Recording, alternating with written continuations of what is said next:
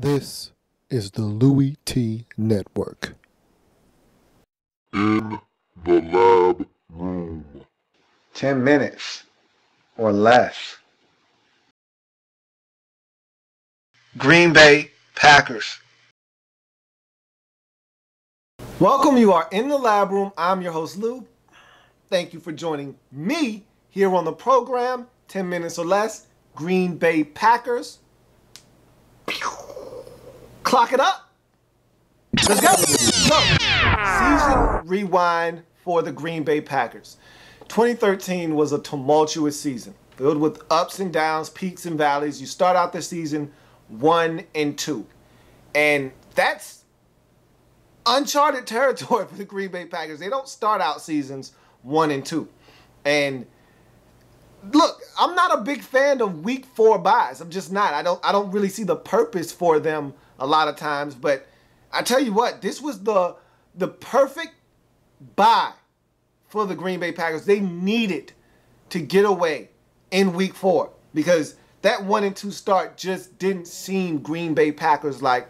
And they really needed to regroup, collect themselves, and come back a better football team. And that's exactly what they did. And that's what good football teams do. They use the bye as a time to really recharge the battery and come back as a better football team. And that's what the Packers did. Coming back off the bye, winning 4 consecutive games. Now that's more like it. That's more Green Bay Packer like right there. That's what I'm talking about. And so now they're 5-2. They're right there in the hunt in their division. And all is well in Green Bay. And then it happened. I'm talking about Aaron Rodgers going down on the first possession of the game against the Chicago Bears on Monday Night Football. And all of a sudden, the Green Bay Packers world has been turned upside down. And it was funny because in the offseason, they were playing musical chairs with the backup quarterback position. And everybody was laughing at the Packers. What are they doing? Vince Young, cynical Wallace. It was bad. They had everybody under the sun in there. And they really settled on nobody when it was all said and done. And so it was funny because you looked at that situation. You said, it doesn't matter. Pick a backup and keep it moving. Aaron Rodgers isn't getting hurt anyway. That's what you said. At least that's what I said. And then he got hurt. And you're like, wowzers. What are you going to do now? They put in Scott Tolzien. And it got ugly. Ugly to the point where the Packers went on a 5-game non-winning streak. Now, non-winning streak is a funny term to use. You won't hear me use it often, but I had to use that term because they actually had a tie in there as well. So 4 losses and a tie. They signed their ex-backup quarterback, Matt Flynn, who happened to be on the streets, and was able to shine him up, dust him off, and put him into the starting lineup. And it couldn't have come at a better time. Now, let me pose this question to everyone out there. After the debacle on Thanksgiving, after they were disassembled by the Detroit Lions 40-10, who thought the Packers season was finished?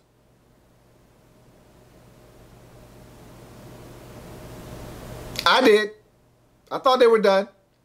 But Matt Flynn leads them to 2 improbable wins in a row, sets the stage for Aaron Rodgers to come back in the season finale. And it always helps when your division stinks. And the NFC North was horrendous last season. So they actually, after it was all said and done, they actually had done enough to put themselves in a position to win and get in if they were able to beat the Bears in week number 17 at Soldier Field, and Rodgers came back and led them to a victory.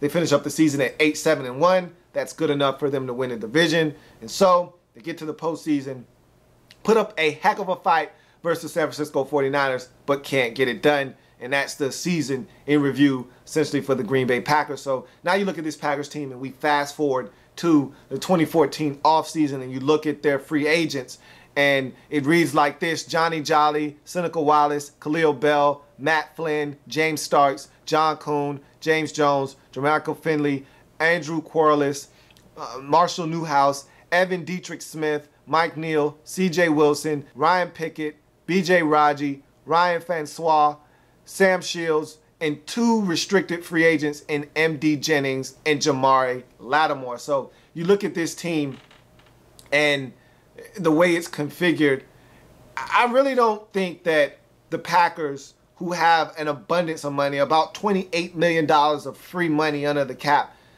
you got to re-sign your stuff first. And the Packers, they take care of home. And that's one thing that the good franchises and organizations do. They take care of their own first before they go out on the market looking for outside help. And so there are a lot of guys that I deemed Packers on this list that I think the Packers are going to bring back. Let's just run down a few of them on this list. James Jones. Think he's a guy that you could live without, but why? I mean, he fits in, he knows the system. He's a guy you can rely on when healthy. He's dangerous. I don't see why you don't bring him back. Jermichael Finley, Andrew Corliss, I think they're a package deal because you don't know what Jermichael Finley is going to be. I just heard a report recently that the Packers expect him to make a 99.9% recovery from that spinal cord injury. And so, translation, they'd love to have him back, but you really don't know what you're walking into. Sign him to a 1-year deal. And because you don't know what he is, you bring back Andrew Corliss as an insurance policy. I don't see why you don't just bring those 2 guys back. Shouldn't cost you a lot, especially Jermichael Finley, because of his situation. You can get away with a 1-year deal and see what he will be able to bring to you in 2014. So just bring both of those guys back. I don't see what the problem is there. You look at another guy on this list that I think is one of 2 players that you could possibly franchise on this football team. That's Sam Shields. I don't see how you can move forward without Sam Shields being on your football team. I thought he was by far your best corner last season. He's young. He's talented. He's got everything you're looking for. He's long. He's fast. He's athletic. He looks for the football. He makes plays on the football. He's the new breed of corner in the National Football League. I think you want Sam Shields back on your team. I know you want Sam Shields back on your team. I expect Sam Shields to be back on your football team. B.J. Raji, he's the other guy you could franchise. He's another guy. You want to keep your stuff, and this is some young, relatively young beef up front. There's no reason to let a quality defensive lineman like B.J. Raji hit the streets. Didn't have a huge season last year, but when he's on, he's one of the best in the league at his position. You got to bring B.J. Raji back if you're the Green Bay Packers. How about Mike Neal? Thought he played well in spot duty out there at outside linebacker, got you 5 sacks. I'm all about guys that can get pressure on the quarterback. Mike Neal was able to do that for you last season in some relief duty when he was thrusted into the starting lineup with all the injuries that you had at the outside linebacker position. So I'm all about guys that can get to the quarterback. He got to the quarterback. I think you can have Mike Neal back at a relatively low number. Why not? You look at a couple more guys that should be back. You went down this road last year. I'm pretty sure you don't want to do this again. You never know what you've got till it's gone. You got to bring back Matt Flynn. He's not the greatest guy, but for you, he's all that you need, okay, at that backup quarterback position. To everyone else around the league, probably doesn't mean a lot to them. It's probably not worth anything to them. To you, it's like your car. You go, so what? It's a 97 Honda Civic. It's your 97 Honda Civic, okay? And so what? It has 197,000 miles on it. You paid for the car. It's your car. That car means more to you. It still runs, right? It means more to you than anybody else. Hold on to your car. Don't sell it. It means more to you. You can get more usage out of it than somebody else. Hold on to your car. Hold on to Matt Flynn. No one else wants him around the league, but he still serves a purpose for you. And John Kuhn. Who doesn't like John Kuhn? Kuhn! Who doesn't like John Kuhn? Bring John Kuhn back. He's great in short yardage. He's a lead blocker. And when you get at the 1-yard line, who better to hand the football to than John Kuhn? So then you move to team needs. And you look at this Packers team. And really, all your team needs stem from guys that you need to re-sign, essentially. I don't really like M.D. Jennings. He's ordinary at safety. And there are plenty of safeties out there that you can go and sign in free agency. So I think you can go out and do some damage in free agency at the safety position. Now, everybody else, tight end is a need, but it's a need because you have guys that are free agents. So you go out, you sign some free agents. I'm talking about your own and Corliss and Jeremichael Finley. Bring those guys back, and then you don't have a need at tight end. Same deal with cornerback. If you go out and you re-sign Sam Shields, you don't have a glaring need at the cornerback position. But if you don't re-sign Sam Shields, then you have a glaring hole at cornerback. So Johnny Jolly is another guy that you could possibly bring back. I don't really know how you feel about him. You waited this long for him to come back. I don't see why you let him go now.